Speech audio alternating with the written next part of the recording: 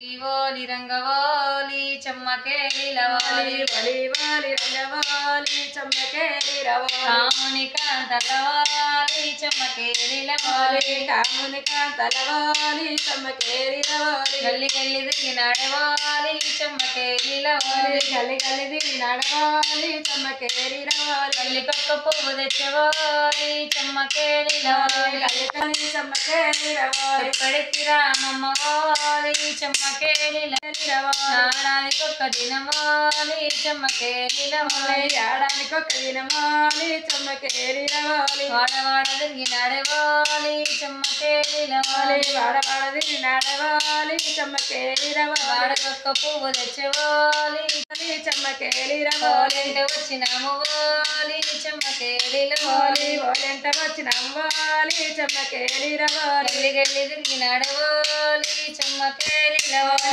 ఇలా పాటలు పాడుతూ ఊరు వాడ తిరుగుతూ ఇలా వాళ్ళకు కావాల్సిన దక్షిణ గాని ధాన్యం గాని ఇలా అడుగుతూ తీసుకుంటారు. దీన్ని భిక్ష అంటారో లేకపోతే దానం అంటారో నాకైతే పర్టికులర్ గా తెలియదు. ఇలా ఇంటింటికి తిరుగుతూ వాళ్ళకి కావాల్సిన ధనాన్ని తీసుకుంటారు. సంవత్సరానికి ఒక్కసారి హోలీ పండుగ వస్తుంది కదా, ధనమో ధాన్యం ఇయ్యండి అని వాళ్ళు అడుగుతుంటారు. మనకు ఉన్నంత చేతనైన కాడికి సంతోషంగా ఇస్తే వాళ్ళు కూడా సంతోషంగా తీసుకుంటారు, ఆనందంగా వెళ్తారు. ఇలా 4-5 రోజుల ముందు నుండి ఈ విధంగా జరుగుతుంటది. లాస్ట్ ఇయర్ తీసిన హోలీ పండుగ విధి విధానాలన్నీ వీడియో కింద లింక్ ఇస్తా చూడండి.